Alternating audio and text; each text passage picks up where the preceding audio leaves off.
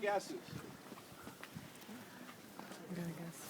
Maybe because it was like a gold rush and they kept wanting to get more gold. So Well, that's a good idea. Actually, the mining industry hired an attorney from New York, and he came out here to do mineral searches and deed searches of the land. And he was out here with his prospector guide one day, and he came upon this big mountain up here, and he asked the name of it. And they told him, as the story goes, they told him, well, it doesn't have a name, but we'll name it after you. So he liked that idea, and it stuck. And his name was Charles E. Rushmore. And actually, he became very important in the starting of this memorial. He donated $5,000 at that time to help the memorial get started after the idea was hatched. And that was a lot of money back in this day. This was in the early 1920s, before the Great Depression.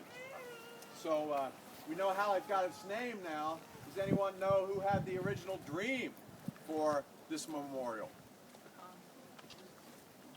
Well, it was a 66-year-old gentleman who was the South Dakota state historian. His name was Doane Robinson. And he had this germ of an idea to bring a boost to the economy of South Dakota. At that time, a lot of bank failures in South Dakota, the most in the nation.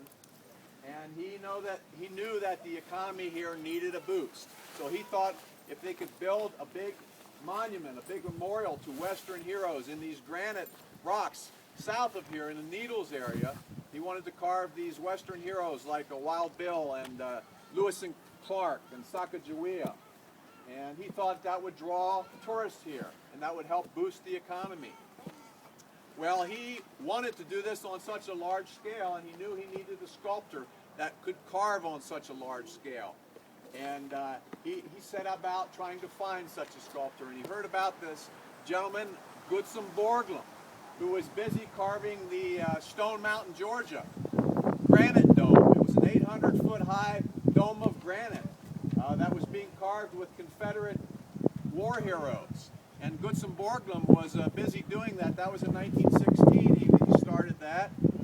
And the timing couldn't have been better for Doane Robinson, because Gutzon Borglum was a fiery, temperamental artist. And he got into a big fight with his association bosses at Stone Mountain. And they had a disagreement, and they fired him. So this was in 1924. And he got so ticked off that he threw his model down over the side of the mountain and crashed it on the rocks below. And the association bosses didn't think that was so funny. In fact, they ended up sending the sheriff to arrest him for destruction of association property. And his buddy heard about this, that the sheriff was on the way, and his buddy came storming down the road in a car and said, "You better get in, the sheriff's on the way." So in fact, this led to a cross-the-state chase. In fact, shots were fired. And they went to the Georgia line, and Borglum and his friend went across the line, and the authorities stayed in Georgia. And Borglum had a friend in the governor of North Carolina. And he went and stayed with the governor and continued to work on his model for Stone Mountain. He thought maybe they would recant and hire him back. Well, that didn't come to pass. In fact, they wanted to come into North Carolina and take him back. But the North Carolina governor told them that if they came to North Carolina, that his state militia would meet them at the line. So this got into a pretty big drama. Eventually it was resolved, but Borglum didn't have the temperament for that kind of thing, and he thought that this kind of thing was a lot of minutia. He believed he had the right to destroy that model because it was his intellectual property, and he didn't want someone else continuing to build that mountain with his model.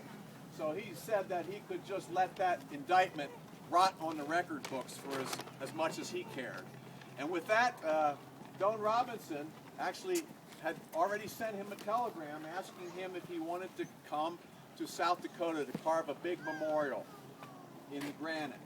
And the timing was great. So Borglum was off to South Dakota. And in 1924, he met with Doane Robinson. They discussed the idea, and he went back, came back a year later in 1925 and signed the contract. They did have some disagreement, though. Borglum's vision Borglum did everything big, and he had a grand vision for this. He thought that local heroes wouldn't fit. It wouldn't be fitting enough for our nation, and he wanted to tell the story from the beginning of our country's history up to that point in time, and he thought that we needed national figures to be represented on this mountain. But he just didn't want to build a memorial to individuals. He wanted to build a memorial to what they represented. And he came up with the theme of the founding of our nation, the preservation of our nation, the expansion and the growth of our nation, as represented in these four individuals who lived their lives for the freedom and the happiness that we have a right to. And so this was Borglum's grand vision, and eventually they agreed on that, and they started work on this memorial in 1925. It was dedicated, and it began drilling in 1927. But they did have some funding problems for the first few years. Borglum spent a lot of time traveling back and forth to raise funds until the federal government got involved. So let's move to the next spot up here. We can find out who was the first person that was chosen to be on the monument.